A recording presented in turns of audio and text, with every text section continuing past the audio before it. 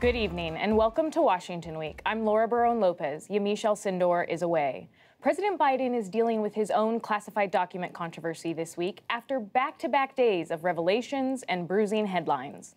On Tuesday, the White House announced that in early November, a set of classified documents from Biden's days as vice president were found in an office he used at a Washington think tank. The next day, it was revealed a second set of classified documents were found, this time in his Delaware home. On Thursday, Attorney General Merrick Garland appointed a special counsel to investigate the matter. Before Garland's announcement, the president and House Speaker Keven McCarthy addressed the growing controversy. People know I take classified documents and classified material seriously. I also said we're cooperating fully and completely with the Justice Department's review. I think Congress has to investigate this. This all comes 2 months after Garland assigned a special counsel to investigate former President Donald Trump's handling of classified documents that were seized from his Mar-a-Lago home. Joining me to discuss this and more, Nicholas Confessori, political reporter at The New York Times. And joining me in the studio, Nancy Cordes, chief White House correspondent at CBS News. Eugene Daniels, White House correspondent and co-author of Playbook for Politico. And Mariana Sotomayor, congressional reporter for The Washington Post.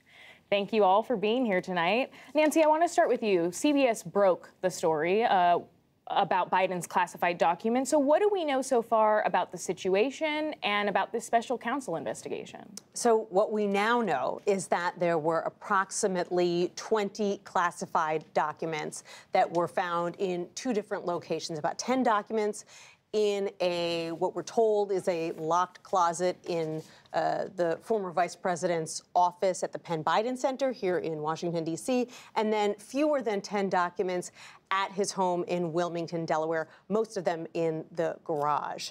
Some of the documents were labeled top secret, which is the highest level of classification. What we also know is that the Attorney General, Merrick Garland, has now appointed a special counsel to investigate. That basically resets the clock. This probe had been going on for about 2 months. Now, Robert Hur, who's the former U.S. Attorney for the District of Maryland, who was appointed to that position by former President Trump. He's a Republican. He'll start all over. He can interview whoever he wants.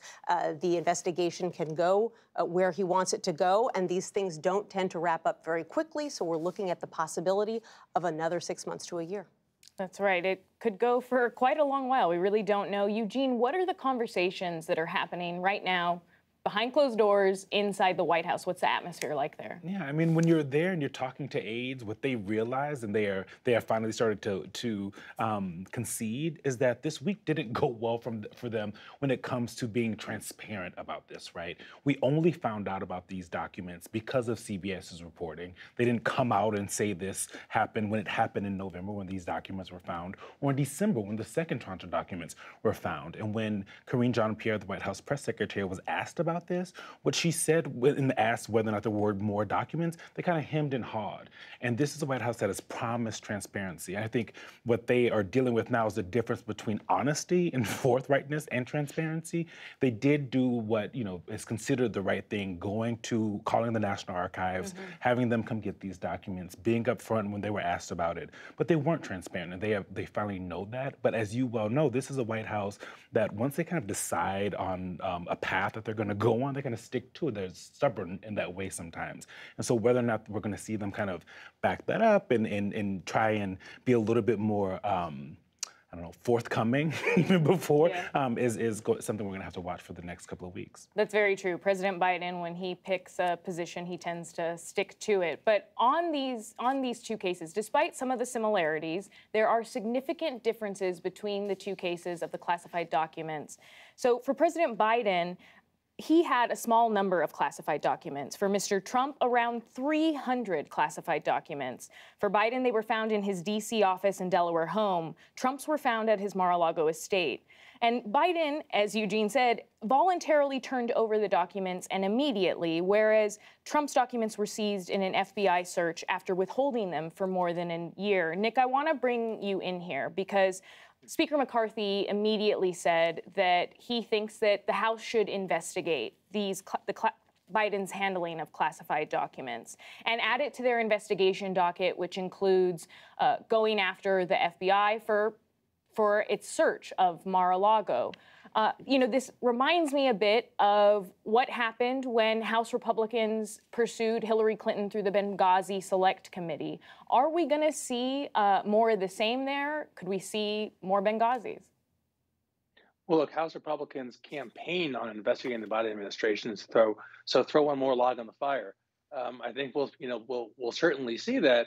I'll just point out Joe Biden is now under investigation by a Republican special prosecutor. It doesn't get any more serious than that. So I think the kind of key thing for Biden is the egg on the face here of having attacked former President Trump for his handling of documents, saying how seriously he himself took this matter, and then to find that he had a box of documents in his garage, as Camaro's kind of garage. I think that's a problem. Now, with Benghazi, the comparison there is kind of fascinating. These investigations obviously can quickly become political theater or start that way.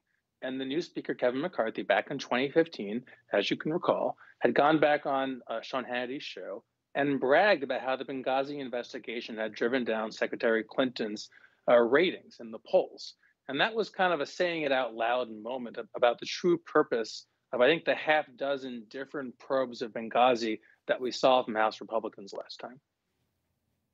I'll let it slide there, Nick, because you said Camaro instead of Corvette, because President Biden would be upset with you. But Mariana, on the Hill, Republicans appear in lockstep on these investigations, on investigating President Biden for the classified documents or elsewhere. I mean, is there any hesitancy behind closed doors among some moderate Republicans? Absolutely not. A lot of Republicans, even those moderates who actually have bigger questions about why and how come presidents are able to take classified information. I think the moderates are kind of more focused on the process. But for the most part, a number of Republicans very much want to see this investigation go forward because they did run on the issue of transparency. And that is very much key here. And even, I think in the last couple of hours, the Judiciary Chairman, Jim Jordan, who of course has always been talking and criticizing the Biden administration, saying that, the Biden administration officials need to come forward, talk to Republicans. I know the Intelligence Committee, once they are formed, that's a big question. A number of Republicans don't know what committees they serve on right now. They want to see these documents, and they really want to know, why did the Department of Justice just now, because it was revealed through reports, how come they are just now letting everyone know that this happened? How long did they know that Biden had a hold on classified information? And they really want to point out a difference between Republican and Democrats and how there's a new weaponization committee that the Republicans just formed, and they want to investigate the FBI, the DOJ, and how they have handled Republicans in the past. Nancy. And they're not wasting any time either. The Oversight Committee has already sent a letter to the White House telling them they've got 2 weeks to hand over all White House communication about these classified documents. And even the Democratic lawmakers I've spoken to, and I'm sure it's the same for you, Mariana, they basically concede we're going to get hit on this until the end of time. Republicans are not going to let this go, despite the very clear differences that you pointed out between these two cases, the Biden case and the Trump case. They say it definitely muddies the waters for them. It makes it harder for them to make an example out of former President Trump, even though many of them believe at the end of the day what the special counsel is going to conclude, at least based on the facts we know right now, is that this was a mistake, this was sloppiness, this was accidental. They don't believe that there was any ill intent here. But Mariana, why would Democrats, or have Democrats said that they are going to comply with any of these potential subpoenas that could come along? Because as we all know, Kevin McCarthy and Jim Jordan did not comply with the subpoenas that they received from the January 6th committee. Right, that's going to be really interesting. The Democrats did set a precedent of trying to compel Republicans to talk to that committee. It's going to be interesting to see if Republicans match that and try and ask some Democrats to come forward based on what they may know. We don't know if any congressional Democrat right now was involved in any of these classified information or things like that. But Democrats are very much trying to toe the line here and play it cautiously, really reiterating whenever they can that there is a difference, as we mentioned. The Biden administration did comply, and it wasn't kept in secret in any way. Like Trump, you had to really compel him to turn over those documents. So that's likely the messaging that you'll continue to hear from Democrats. Eugene, these revelations hit just as President Biden's approval rating was starting to go up. I mean, what do you think are the political implications here? Yeah, I mean, he was having a good few weeks, right? He was riding high after the midterms weren't as bad as we all thought they were going to be, right? They kept the Senate, they kept it very slim in the House. He and his team were having conversations about when and where he was going to make an announcement about whether or not he was going to run for president. They were feeling really good. And so the political implications are now you have the current president and the former president both being investigated for mishandling of classified documents. There's the differences, sure, but the American people don't typically care about the minutia of things like that, right? We can say that as much as we want, but when you start talking to actual people, what they're going to continue to hear, because Republicans are going to make sure they continue to hear it, is that Joe Biden had classified materials somewhere it wasn't supposed to be. And that is what this White House also knows. And so as Democrats are going around, they're all on the same page and they're making sure that the differences are made known, it almost may not matter when it comes to how the American people see it.